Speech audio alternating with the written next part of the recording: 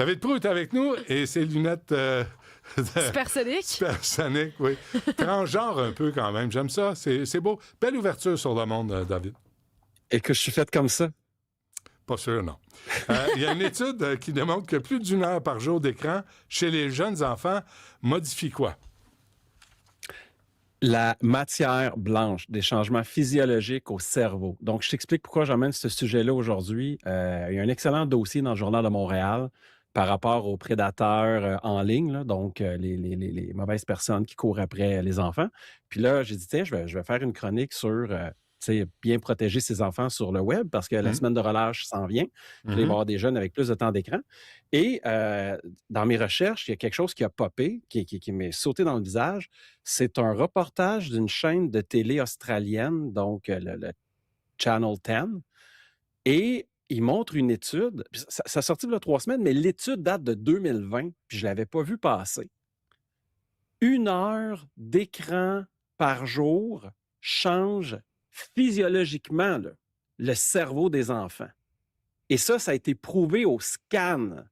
Donc, l'idée, on va parler des statistiques de Self-Harm dans 2 secondes, là, de quand les gens se font du dommage eux-mêmes, mais l'idée, là, c'est que, tu fumes une cigarette, tu es capable de voir au scan que tes poumons ont été affectés. Bien là, on est capable de voir que la matière blanche du cerveau des enfants ne se développe pas aussi bien chez les enfants qui passent plus d'1 heure par jour sur les écrans, les enfants de 3 à 5 ans. Et la matière blanche sert à quoi? À voter, à penser, à parler, aux fonctions exécutives, à rédiger, à comprendre. C'est la partie qui nous distingue des animaux, là. Si je résume, là. Donc, il faut comprendre que le quotient intellectuel de ces enfants-là, des signes ressemblant à l'autisme. Puis là, après ça, j'ai vu des études de 2018, des reportages de 2018 en France.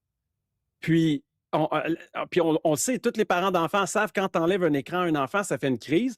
Puis là, tu dis, OK, c'est comportemental, c'est psychologique. Non, c'est physiologique. Son cerveau est plus petit et on le voit au scan. Puis juste, je vais vous donner le nom de l'étude si les gens veulent le regarder. C'est le Dr. John S. Hutton, qui est pédiatre et chercheur en imagerie cérébrale au Cincinnati Children's Hospitals Medical Center. En fait, je vais mettre l'étude sur X, puis j'essaie de traduire l'entrevue en anglais, la mettre en français pour que les parents puis les grands-parents puissent la partager aux enfants, là. Puis, ce qu'il dit, je vais prendre une de ses citations, là. Il dit, dans le reportage, c'est un autre docteur, Mike Nagel, qui dit « Je pensais jamais que quelque chose d'aussi anodin comme 2 heures d'écran par jour aurait un si grand impact sur le développement du cerveau. » Donc là, mais on a tous, honnêtement, comme parents, là, à l'époque où on vit, on a tous fait ça. Les enfants ont eu... moi, les enfants jouaient à... pas Duolingo, là, mais, tu sais, apprenaient les chiffres sur un écran, après, pas 8 heures non plus, là. Mais est-ce que c'était 1 heure? Est-ce que c'était 45 minutes? Probablement, ou 30 minutes, au moins. Tu sais, on n'est pas mieux à la maison que les autres. Alors ça, c'est terrifiant, ce que tu nous annonces. C'est terrifiant, c'est prouvé, c'est scientifique, les données sont là. Et puis, le docteur Hutton, dans le même reportage, il se fait demander par la journaliste, c'est quoi votre crainte? Puis ces mots, traduction libre, là, qu'on perde une génération complète qui n'atteindra pas son plein potentiel. Mais plus qu'une génération complète, là, c'est cette même génération-là et leurs futurs enfants. Je veux dire, qu'est-ce qu'ils vont enseigner, cette génération-là, à leurs propres enfants si on se retard-là eux-mêmes? Ben exactement. Et là, moi, ma question que j'ai pour nos politiciens, c'est qu'est-ce qu'on a de plus important à régler que ça? Tellement. Je veux dire, le gouvernement fédéral a mis plus d'argent à la promotion des transgenres puis de l'acceptation des pansexuels que d'argent à sensibiliser les parents de dire l'écran et la nouvelle cigarette, vous endommagez le cerveau de vos enfants. Là. Mais est-ce que c'est... Qu'est-ce que le ministère de l'Éducation est plus important que ça? Est-ce que c'est à long terme? Est-ce que ça peut revenir? Tu sais, si on arrête de fumer, je suis ta métaphore, là, ton exemple, si tu arrêtes de fumer, là, moi j'ai arrêté de fumer, là j'ai lu là-dessus. Après 2 semaines, tu as des bénéfices. Après 3 semaines, tu en as d'autres. Après 1 mois, après 6 mois, après 1 an, après... Là, tu peux retrouver un état presque normal de tes poumons parce que tu as arrêté de fumer. Si tu arrêtes de regarder les écrans ou si tu réduis ton temps écran, ce qui est pas le cas à l'adolescence, est-ce que les dommages sont à long terme? Bien, écoute, je suis pas médecin.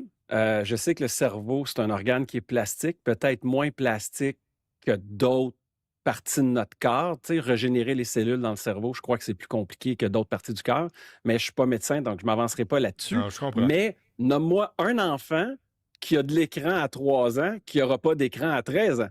C'est clair. Oui. C'est Je clair. pense pas que ça existe. Puis OK, j'ai des graphiques que j'ai emmenés. Ouais, non, vas-y. mais juste là-dessus, là, je veux juste continuer pour comprendre.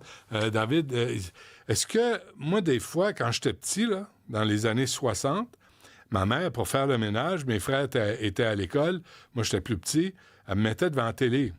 Est-ce que de passer 2 heures devant la télé à regarder un vieux film en noir et blanc comme j'ai fait quand j'étais petit, est-ce que c'est aussi dommageable que de regarder un laptop ou un iPad? Je vais te donner mon humble opinion là-dessus.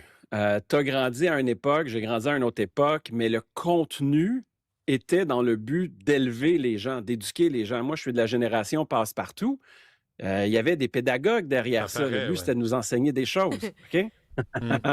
Je le prends comme un compliment. Brosse. David, brosse tes dents. Petite grenouille. Mais ouais, c'est ça. Donc, je reviens. Aujourd'hui, il y a quelque chose qui s'appelle du AI rot, du AI brain rot. Donc, du brain rot, c'est quoi? C'est des vidéos pour enfants avec des couleurs archi-vives qui ont un impact sur le cerveau. Ça sera un autre sujet, là, mais qui a un impact sur le cerveau, qui attire l'attention. Des montages archi-courts, des changements de plan constants, vraiment pour que l'enfant soit hypnotisé, collé sur l'écran. OK? Sais-tu ce que tu viens de décrire là? Une parenthèse, c'est le multiverse de Spider-Man. Que j'ai vu avec les enfants et Mme Dutrisac au cinéma. Puis en sortant, là, on a eu la même réaction, Mme Dutrisac puis moi, face aux enfants, mais c'est un bombardement de couleurs, les images changent, le montage est terrifiant. C'est comme un long TikTok. c'est exactement ce que tu viens de décrire. Bon, donc, il y a une catégorie de vidéos sur YouTube qui s'appelle du brain rot. Puis avant, on payait des gens pour faire ça. Et puis le but, c'était que l'enfant soit collé sur son écran. Puis là, l'enfant voyait des pubs. Et les annonceurs non sophistiqués, ben, ils se faisaient brûler leur argent parce qu'une vue, c'est une vue à leurs yeux. Puis là, tu avais des enfants de 3 ans qui voyaient des pubs de merde. Mais là, le problème avec l'IA, c'est que ce contenu-là est généré à plus grand volume grâce à l'IA. Donc là, YouTube Kids et YouTube ordinaire est rempli de contenu avec zéro mission éducative. Juste, reste collé à l'écran pour que je te serve la pub, pour que je fasse 0.2 scènes quand tu regardes la pub. Et là, les parents qui sont débordés, qui sont épuisés, je sais c'est quoi être fatigué, là. Moi aussi, là, des fois, je mets mes enfants devant l'écran parce que je suis brûlé, là. Mais il faut comprendre, puis là, on a la science pour le montrer, là. Tous les gens qui croient en la science, croire en la science, juste ça, c'est une drôle de phrase, là, mais la science, c'est la science. Ça existe, c'est les faits. Et là, nous avons les faits qui démontrent que ça nuit au cerveau des enfants. Donc, partagez la nouvelle. Là. Et ça, là, je sais que tu as des pistes à proposer, mais ça, là, quand on va au restaurant, puis vous allez au restaurant, les enfants, là, donnez-leur pas un écran. Ayez une conversation. Parlez-leur, demandez comment ça va, comment vont les amis, c'est quoi les activités, quels films ils ont aimé, quelle musique ils écoutent. Tu sais, rester en contact. Parce que, qu'est-ce que tu fais, là? Tu arrives, tu as un petit pet, tu lui donnes ton iPad, ton téléphone, là, il joue là-dessus, puis il est complètement gelé, puis toi, tu as la paix. Là, il faut arrêter d'avoir la paix, les parents. Je sais qu'on est fatigué, je sais que c'est demandant, mais on vous a pas demandé de faire des enfants, ni à moi, ni à personne. Pourtant, moi, comment ça, ces parents-là ils sont devenus parents, mais eux, quand ils étaient jeunes, leurs propres parents, s'ils les amenaient au resto, ne leur donnaient pas de tablette. On évolue, là, tu sais. Oui, mais je veux dire, ils savent que ça fonctionne. J'ai pas élevé mes enfants comme mes parents m'ont élevé, heureusement. Mais quand tu l'as vécu toi-même, tu sais que ça fonctionne, puis ouais. Non, mais tu sais, ils savent que ça existe et ils l'ont réussi eux-mêmes. Tu sais, pourquoi, après ça, amener ça dans leur quotidien à eux? Pourquoi? Parce que là, on apprend que on confirme que ça crée des dommages. Non, mais ça, c'est pour l'enlever, mais bon. Fait que ranger ça. Ouais. C'est quoi tes pistes de solution, David? Ben donc là, l'écran, l'écran, c'est d'accepter que l'enfant va péter une crise. Là. Il y a un documentaire que j'avais vu, un enfant de 3 ans avec, t'as comme une partie de sevrage qui dure 2 semaines, puis endure. La partie des solutions pour la protection des enfants, là, je parle des enfants plus vieux ou pour les prédateurs, suite à l'excellent reportage qu'il y a dans le Journal de Montréal là, sur les prédateurs en ligne. Donc, premièrement, l'écran, toujours dans un lieu public, mais ça, c'est pas suffisant, là, mais jamais d'écran dans les chambres. Il faut comprendre que si tu laisses un écran dans une chambre, c'est ouvrir le monde entier, toute l'Internet, puis tous les prédateurs, tu leur ouvres la porte de la chambre de ton enfant, puis tu les invites dans la chambre de ton enfant. Donc, ça, c'est impensable. En même temps, David, là, tu le sais, tu as des enfants. Moi, j'en ai aussi, là, des ados. Si tu enlèves le téléphone, là, tu viens de les couper de tous leurs amis. C'est ça la réalité. Moi, c'est ce qu'on appelle un catch-22. Fait que si tu leur enlèves, tu les isoles. Si tu leur laisses, là, tu peux pas être là au-dessus de leur épaule 24 heures par jour. Je vais dire qu'est-ce que nous, on a fait chez les pros.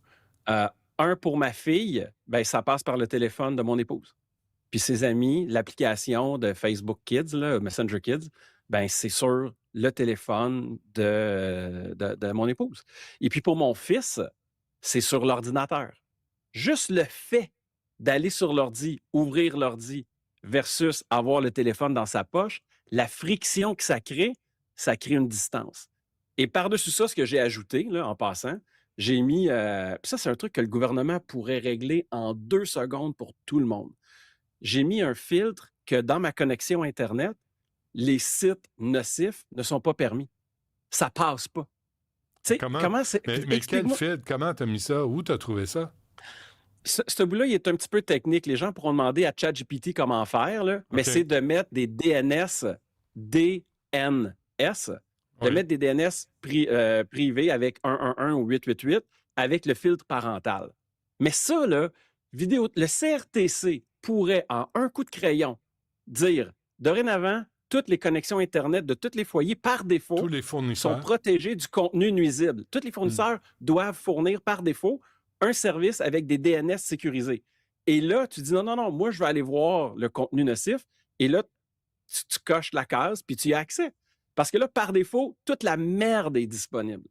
Une autre chose que j'ai faite pour mes enfants, j'ai une application d'intelligence artificielle qui s'appelle Truple, T-R-U-P-L-E. Le nom est pourri, on dirait un trouble, mais l'application est écœurante. Okay? Ouais. Ce que ça fait, c'est que ça prend une photo à un moment aléatoire, à toutes les quelques secondes, de l'écran, du téléphone ou de l'ordinateur. L'IA analyse l'image et s'il y a des discussions dangereuses ou du contenu dangereux, ça m'avise. Et après ça, dans le but de respect de la vie privée de mon enfant, moi, j'ai mis l'option que ce qui est écrit à ses amis, c'est barré en noir. Donc, je ne vois pas ce qui est écrit à ses amis. Je le laisse discuter avec ses amis, mais je sais, j'ai l'équivalent d'un ange gardien AI ou d'un chaperon qui est au-dessus de l'épaule de mon gars et de ma fille, puis qui prend des captures d'écran. Parce que les prédateurs, la façon dont les prédateurs fonctionnent, c'est en faisant de l'ingénierie sociale. La clé, c'est juste faire un petit mensonge à l'enfant, une petite affaire que l'enfant ne veut pas dire à ses parents, puis après ça, ils sont capables de monter en épingle un plan, puis de faire n'importe quoi à l'enfant. Et c'est d'avoir la discussion avec l'enfant. La discussion, c'est pas suffisant. Tu ne peux pas demander à un enfant de 10 ans, protège-toi des prédateurs. Voyons donc, l'enfant, il croit encore au Père Noël. Mais par exemple, de lui expliquer l'ingénierie sociale, puis lui expliquer que s'il fait quelque chose de pas correct et qu'il le dit, on le chicanera jamais. S'il y a quelque chose sur Internet de pas correct, là, on va jamais le chicaner, puis on va pas y enlever le droit de continuer de jouer à ses jeux, mais qu'on est là avec lui pour le protéger. Des bons conseils. J'espère que tous les parents là, vont réécouter cette chronique de David Proulx aujourd'hui. Là, c'est vraiment, vraiment important. Et effectivement, c'est qui là, le nouveau tsar? Là? C'était pas Éric Kerr. Éric Kerr, il a échappé le ballon. Mais c'est un Bélanger? C'est M. Bélanger? C'est Gilles Bélanger, le ministre du numérique. Là, il faudrait envoyer cette chronique-là à Gilles Bélanger puis voir sa réaction. Parce que là, effectivement, tu as raison, David. C'est la semaine de relâche, la semaine prochaine. Là. Et là, les parents parents qui... Puis là, la semaine de relâche, là, les commissions scolaires, les centres de services scolaires disaient « OK, tous les enfants à la maison. » Ouais, mais les parents travaillent. Bien là, arrangez-vous, tu sais. Mais là, tout augmente, là. On veut partir en vacances, tout est crinqué dans les prix. Fait que les jeunes vont être sur leurs écrans. C'est là où ta chronique intervient. Fait qu'on va revenir là-dessus. Puis la partie de santé publique, là, est-ce qu'on a un enjeu plus important que de savoir que la matière blanche des cerveaux de nos enfants diminue? C'est la bonne alors question. qu'on s'en va vers une économie encore plus du savoir. Ouais. Je voulais juste savoir, tu vas la mettre où exactement, l'étude, parce qu'on se fait poser plusieurs questions, David, par les auditeurs. Je vais la mettre sur mon compte X. Je vais aussi la mettre en commentaire YouTube, mais des fois, mes liens dans le commentaire YouTube, ils disparaissent. Non, donc, mais on n'a pas de page, nous autres, à Cube, là. On a une page Cube, là. On est capable de mettre des documents sur le...